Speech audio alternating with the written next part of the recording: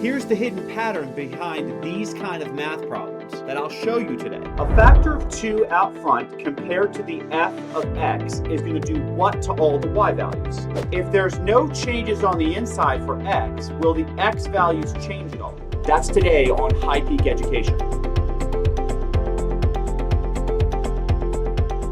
Using the figure below, match functions Roman numeral 1 through 5, lowercase, with graphs lowercase a through I.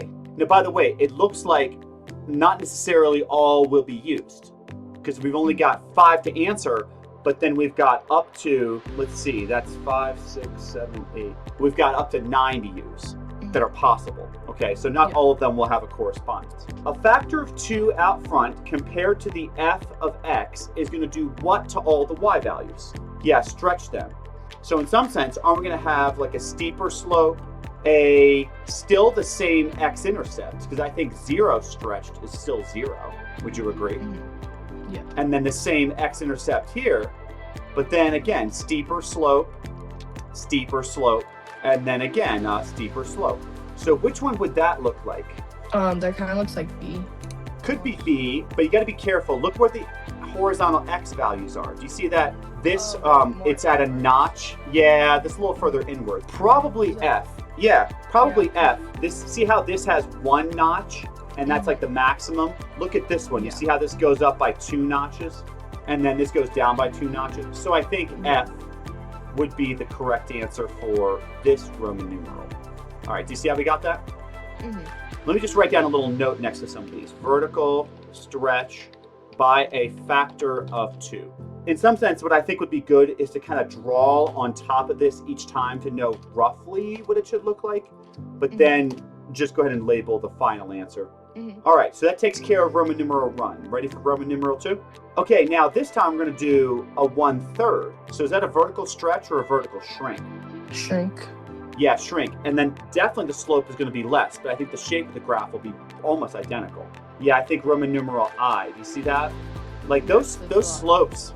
Yeah, those slopes are pretty small. So I think this is I. Okay, so again, let's write this down. This is going to be a vertical shrink multiplying by 1/3. So you could say less steep slope, overall same graph. Next, Roman numeral 3. So it looks like we have f of x plus 1, but then we have a minus out front. Okay, so there's 2 transformations here.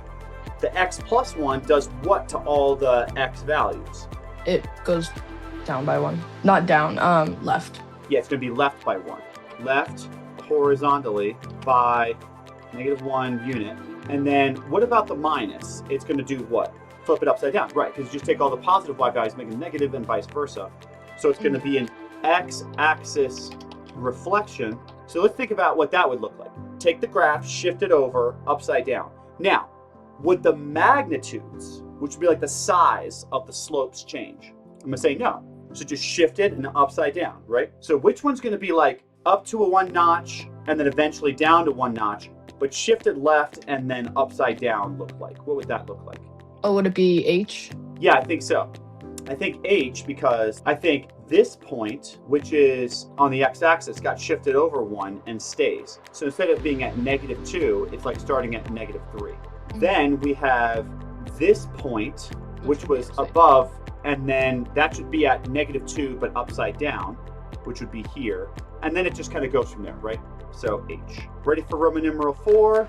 F of x plus 2 and then plus 1. Okay, so what does the x plus 2 on the inside of the parentheses do first? Yeah, by how many units? So left horizontally by -2. Then vertical shift up +1. I'm going to go left 2, up 1. So I'm thinking if I go left 2, something like that. It's just left 2, up 1. Maybe D? There's only 1 notch for it to go up. Yeah, and then think about this. This is at -2, so I think if you shift left 2, I think this is going to be -4. And then I think this point got shifted up by 1. And then 2 right here. Yep, and then the graph just continues the exact same shape. D here. All right, one more. Okay, so f of minus x. So that's a what kind of situation? Yeah, flip across which axis? The y. Yeah, so this is just a y-axis reflection. So what we're going to do is we're going to literally just you know, switch this across the y-axis, right? So this would go up like this, like that. So yeah, totally. A looks good. Hey, just wanted to interject here and say, please go to highpeakeducation.com to find out about how we can help you. Get some tutoring from us, connect with us. We have free resources at our website. Check us out, and let's get back to the video. All right, let's get it going. It says the table below contains values of f of x. So we've got various input x values, and then we've got f of x values. Each function in parts A through C is obtained by applying a single transformation to f of x. The transformation may be a stretch, compression, shift, or reflection. Find a possible formula for each of the functions in terms of f. Given the data in the table below, we could say that g of x, for example, would be 3 f of x. So notice, have we changed the x input values? No. They're still -6, -4, -2, 0, 1, 2, 4, 6. But I think we just boosted all the y values up by a factor of 3, right? So that'd be a vertical stretch by a factor of 3. Now, here's a little hint. See this example one, the 3's on the outside? We only change the y values, that's the g of x values. If there's no changes on the inside for x, will the x values change at all? No. Right, so these should stay the same when there is no change to the x inputs. Does that make sense? So if there's no like x plus 2 or minus x, you know, kind of thing in the front, like we're gonna be fine. To some extent, minus x might be a little hard to detect because minus x, think about this. Could I possibly change this for this? Like -6 for, and then the 12 and the 10 would change spots. And then change this for this. You see what I'm saying? So in some sense, the minus x would only modify insofar it show up as the y values being flipped.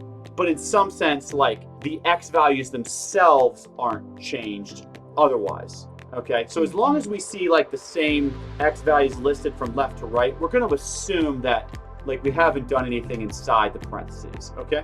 To me, this looks like the same set of x values, but let's take a look at what's happened to the y values. Now, by the way, the 0, 1 doesn't really tell us much, because if this got multiplied by something, it doesn't really change much. Yeah, it's still 0, but take a look at 10. 10 got multiplied by what to give 2? It'd probably be that 1/5 one, right? Yeah, probably dividing by 5. Now, is that gonna be, as we said, on the inside or more like on the outside?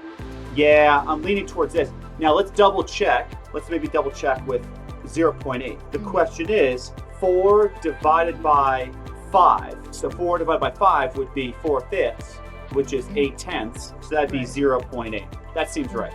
Okay, so I'm gonna say this should be a vertical shrink by a factor of multiplying by a 5th. Let's go for B.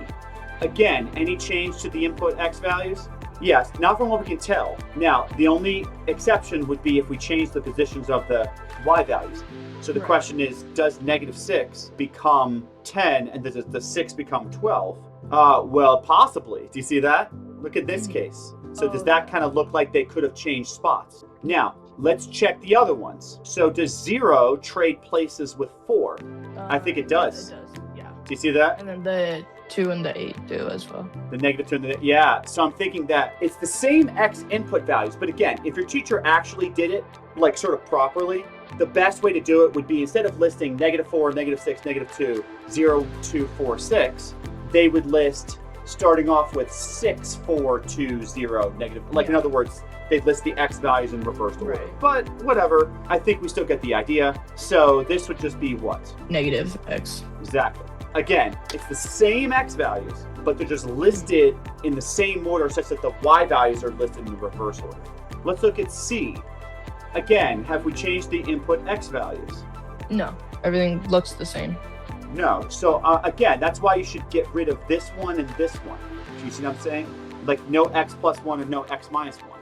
But let's take a look at what's happened to the y values. So instead of being 12, 4, -8, we've got -1. Yeah, 11, 3, 9. So it looks like we've subtracted 1 from all of them.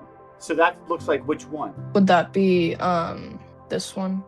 Yeah, because you subtract 1 from all the y values after you calculate all the default y values. And that should be C. All right, any questions about that? You're welcome. See ya.